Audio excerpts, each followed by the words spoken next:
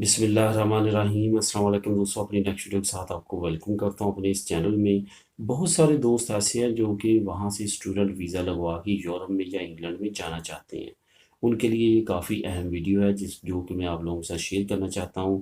کچھ لوگ ایسے ہیں جو کہ مجھ سے ایسے کچھ کویشچن پوچھ رہے ہیں جن کا کوئی بھی سرے سے آنسر نہیں بنتا، اس کی یہ وجہ کہ ایسا ممکن نہیں ہو سکتا۔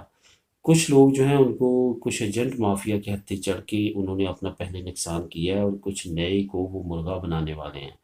اصل میں کیا مسئلہ ہے کہ وہ لوگوں کو، خاص طور پہ جو نوجوان نئے نئے میٹرک کرتے ہیں، ان کے خواب کافی بلند ہوتے ہیں لیکن ان کی انفارمیشن اتنی زیادہ پختہ نہیں ہوتی، کمپلیٹ نہیں ہوتی۔ ان کو ایجنٹ مافیا کہتی ہے کہ آپ میٹرک کے بعد بھی جا سکتے ہیں اور international as a international student پڑھ سکتے ہیں۔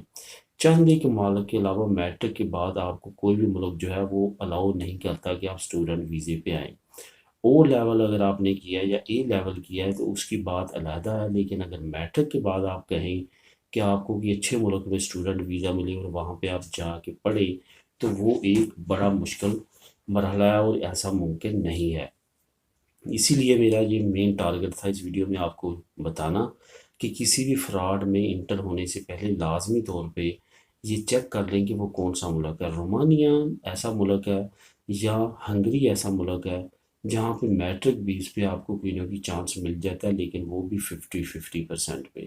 باقی کوئی بھی ملک، اگر انگلینڈ کی بات کریں، کینیڈا کی بات کریں، ایون اگر آپ اسکینڈینیوین کنٹریز کی بات کریں اور ترقی یافتہ یورپی ممالک کی بات کریں، تو وہاں پہ تو بالکل بھی سوال پیدا نہیں ہوتا کہ آپ میٹرک کے بیس پہ اپنا ویزا اسٹوڈنٹ کا لے کے یہاں پہ آ سکیں اور پڑھ سکیں۔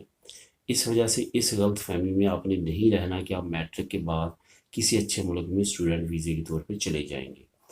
اب بات کرتے ہیں، اگر میٹرک سے اوپر ہے، کم از کم آپ کی تعلیم جو ہے وہ ایف اے ہونی چاہیے، انٹرمیڈیٹ ہونی چاہیے، اس کے بعد آپ مناسب کسی ملک میں جا کے اسٹڈی کر سکیں گے۔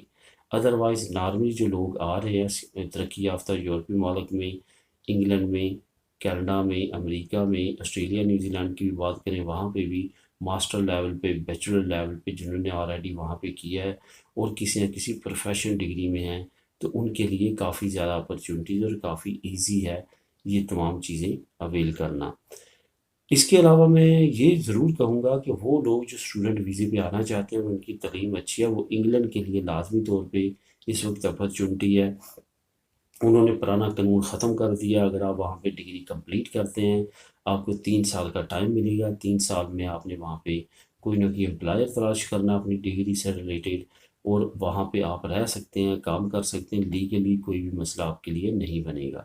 تو اس روٹ کو استعمال کریں، اس سے فائدہ اٹھائیں۔ یہ ایک اچھا قانون ہے جو کہ ابھی تازہ تازہ امپلیمنٹ کیا گیا ہے۔